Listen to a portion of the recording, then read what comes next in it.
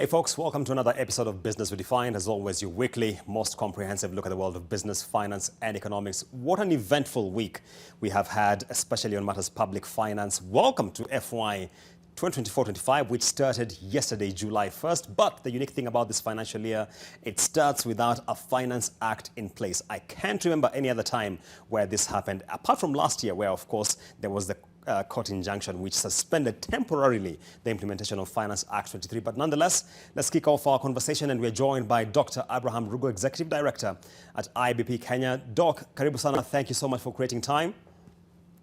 Asante sana. Thank you for having me, and thanks for accommodating a virtual connection, just taking everything into consideration. Thanks. Not a problem, Doc. Let's kick this conversation going. So, Doc, we are in a very unprecedented environment. We are starting a financial year without a Finance Act.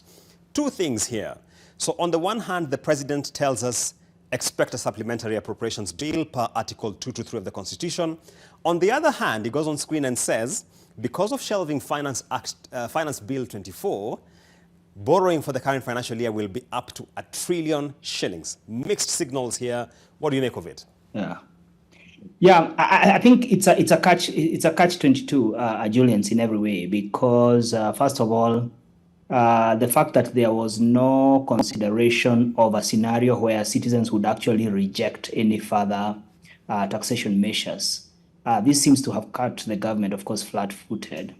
But interestingly is that it comes against a background of where there's been a lot of conversation around cutting expenditures and reducing government running, especially on administrative costs and what have you. And therefore, one would expect over the last couple of years, we have kept living every year expecting that next year we are actually going to effect a cut, and therefore it was a surprise to hear the President talk about that the deficit. Of course, you know why the deficit would then go up. Practically is that you already had a deficit of about 590 billion, then you have 346. When you add the two, it brings you to something close to 950 billion. And of course, with the targets having been met, then you're almost at $1 trillion. Expectation, of course, is that you not only reduce the deficit by the amount that you are going to miss in the finance bill collections, but even further, you reduce further. And the reason for that is that you're already coming from a financial year where your targets already are being missed by about 200 billion. And therefore, you are not only increasing, from the current targets of 2.5 to 2.9, you are literally increasing from 2.3 to 2.9. And therefore, the expectation is that then the austerity language, so the turning to we will borrow 1 trillion was really of a surprise, because Kenyans are actually expecting a cutting, if you ask me, of almost a similar amount. But Doc, let's walk through the numbers. So if you look at the budget as it is, so granted Correct. We have the 4 trillion. So part of that is consolidated fund services, which because of the prescriptions in the PFM, you can't touch much. It's debt service as well as other things. Then you go to counties allocation equitable share, 400 billion is another amount which will be debated as to how much you can trim there. So maybe the President was kind of sending a subliminal message that, look, even if we're to rationalize, we don't have too much wiggle room around. So my question to you is, what wiggle room exists for rationalization? Thank you very much. Julians, the language of, and I like what a colleague of mine said, the language that expenditures are sacred and therefore cannot be touched, I think is what has gotten us into this mess. What do I mean? We have been running, and I say we as a country, we've been running this, and the government, especially the executive, has been running this conversation as though it were purely a problem of we don't have sufficient funds, we don't have enough revenue to achieve our expenditures, as though those expenditures are okay, are fine, and are well. But let's look at a couple of things, Julians.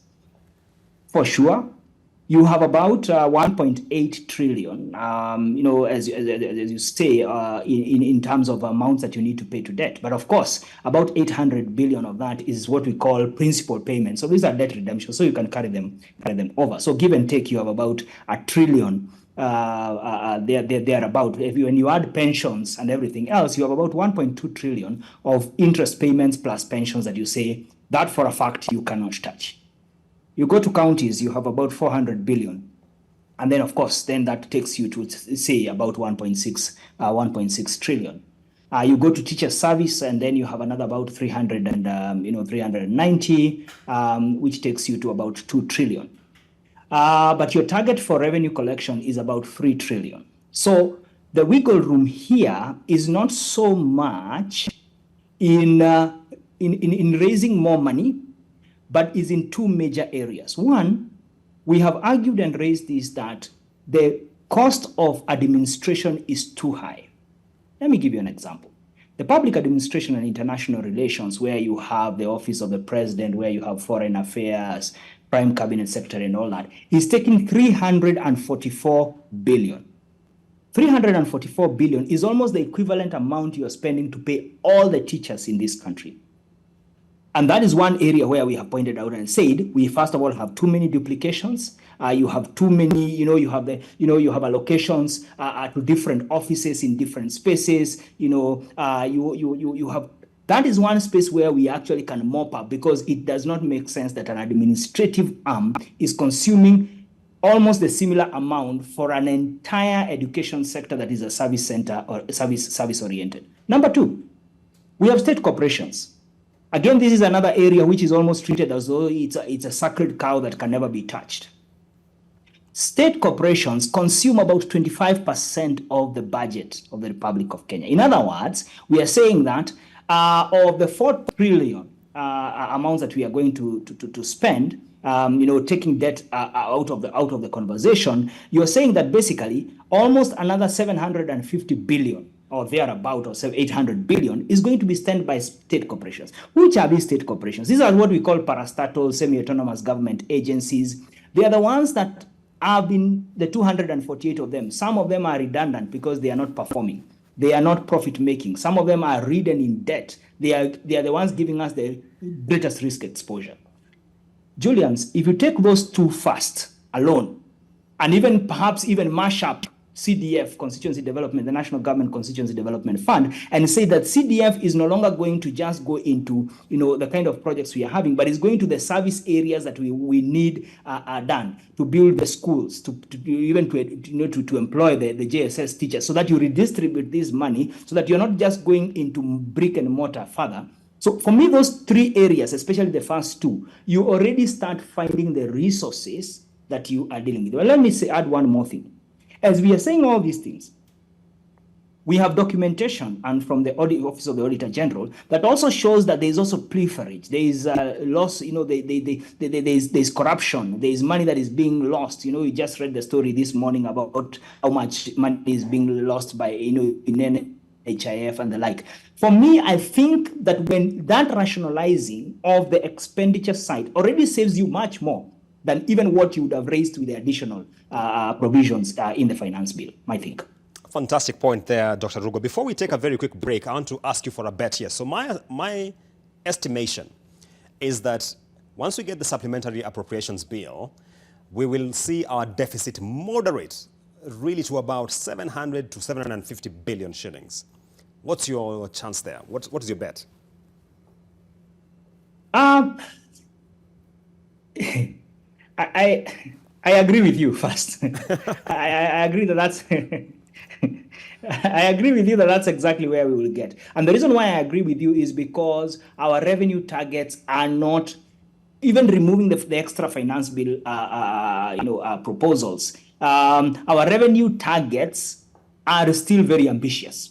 These are revenue targets of how much we expect to still collect from income tax. And the reason for that, unfortunately, is because the environment for doing business, the employment sector, if I was to use that word, basically the space for employment creation is not as good as it were. And therefore, for me, I completely agree with you. But if you were to push the needle based on just the discussions that I've said, saying first of all that none of these expenses are sacred, but there are others that are definitely we have to protect with all our lives, things that, for instance, because remember, whatever we are saying about this revenue collection, we also need to be thinking of what we want to collect of after we have reduced these deficits. We also need to be facilitating employment creation, industry building, so that then tomorrow you still have a base from which to collect. So my assessment is almost as yours, that it will only get us maybe to about 750 billion, but that's assuming that we do nothing else. We just try and just try and reduce the appropriations by the amount that we are likely to miss from the finance bill. Dr. Rugo, let's take a very quick break. We shall be coming back with a lot more on this conversation of the peculiar state in which we have started financial year 2024-25. Stay tuned.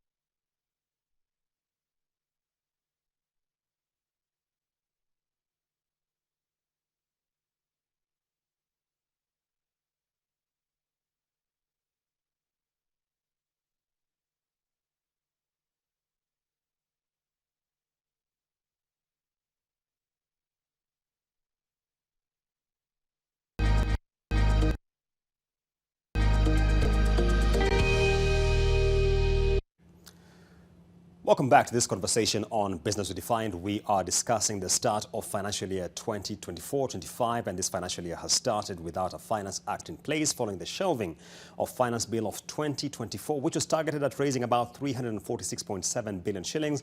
And of course, that has precipitated so much discussion in the country. We are privileged to have Dr. Abraham Rugo, Executive Director at IBP Kenya. Glad to have you on set, Dr. Abraham. Before the break, you mentioned this thing that there's expenditure which we need to safeguard and ring-fence by any means necessary. On June 14th, the Treasury issued a communique to the Clerk of the National Assembly, indicating that if the finance bill did not sail through as it was, there would be deep cuts. And if you look at the area they were cutting, it's on school feeding program, it's on JSS teachers, it's on medical interns. Do you feel the Treasury actually understands the tone of critical expenditure that needs ring-fencing? And that's my pain, and that's our pain as Kenyans, that when you look at that list, it does not target the areas that need to be focused on. Just before we went on break, you realize what I have mentioned. You see, where we are as a country, we need to appreciate that our development model, whether explicit or just implicit, is dependent on human resource. And human resource here, you are saying that you need to invest in largely 3 areas that are foundational. The first one is nutrition and food availability, which basically is agriculture sector. The second one is education, and that's where you have the JSS teachers and you have everything. And the third one is basically everything that has to do with the health and the well-being of this. So I was therefore very surprised, and that's what I was saying, that that Treasury circular almost assumed that the rest of the budget was okay. What needed to be removed were these additional items. But let's remember, and I stated this just the other day, that the school feeding program is not a party. It's not children who go to eat in school because they don't like food at home. It is a survival for children. It is a survival for families. And therefore, for me, those are the things that you must protect. You must protect the investments that you need to do, in the medium and small enterprises. Anything that is creating an environment for creating employment and incomes. Anything that is supporting us to be able to keep our children in school, because as I've said, we are depending on the human resource. To be able to develop our country, because that's the largest resource we have. We don't necessarily have a lot of minerals that we can boast around. Therefore, we are depending on the, and therefore that list for us was very peculiar. And we are currently actually looking into the document, into the appropriations bill, and just saying, okay, fine, whatever the Treasury said, we don't agree with it. We want to be able to say, what about these other areas that seem not to be touched? And as I've said, those two areas, the area of state corporations, all these transfers that we make to these state corporations, the area of public administration and international relations, we're spending tons. As I've said, we're almost spending the same amount we are spending, on just, an administrative aspect of our governance, as we are spending in almost an entire education sector. Investments in university education, so that then we can build on our research, and our innovation labs. The investments in industry. The Kenya Kwanza government came in with a promise of value chains of leather, of leather, and I think there was about 7 value chains of cotton and the like. For me, those are the things you must safeguard with all your life.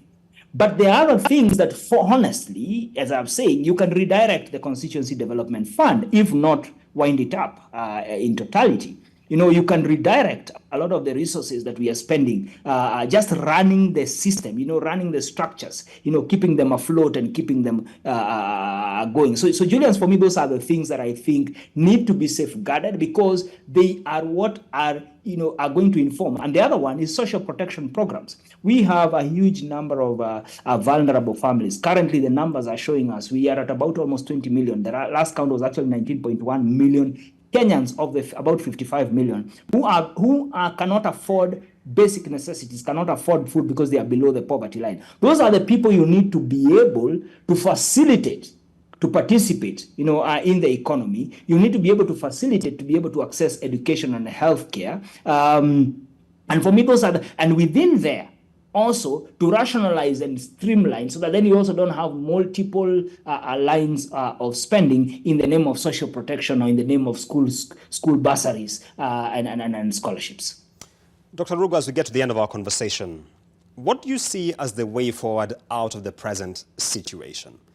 In the Business Daily today, I put out my opinion in terms of how we can begin charting the way forward. And my view is going the route of a tax laws amendment bill. Of course, the views it has elicited are polarized. What, in your assessment, is the way forward here? So first of all, I want to say that the way, at a minimum, that we are in a political crisis that has been precipitated by an economic crisis, or if you want, the other way around. We are in an economic crisis that has been precipitated by a political crisis.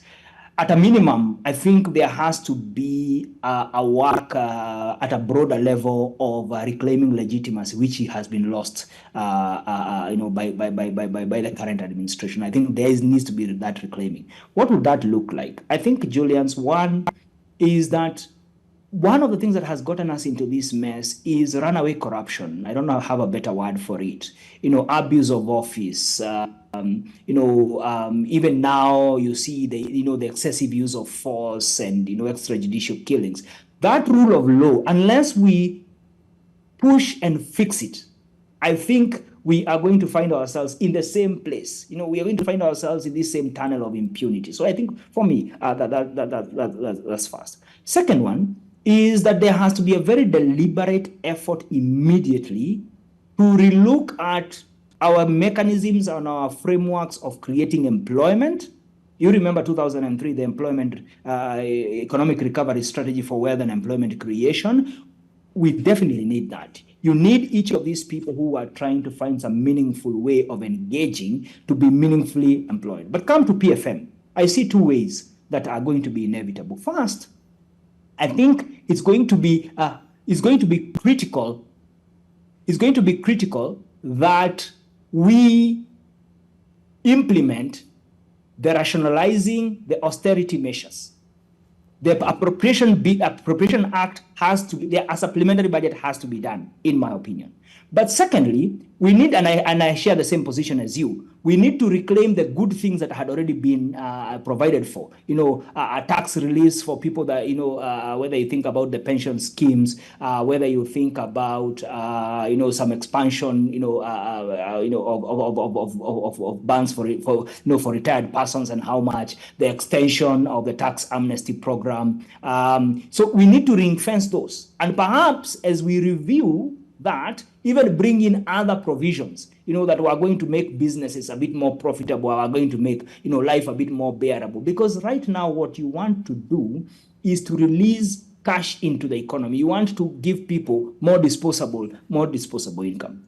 As we do that, I think it is time, and critically, to review the interest rates setting, particularly because of the interest at which government is borrowing from the domestic market. We need to pump credit into the economy, whichever way you look.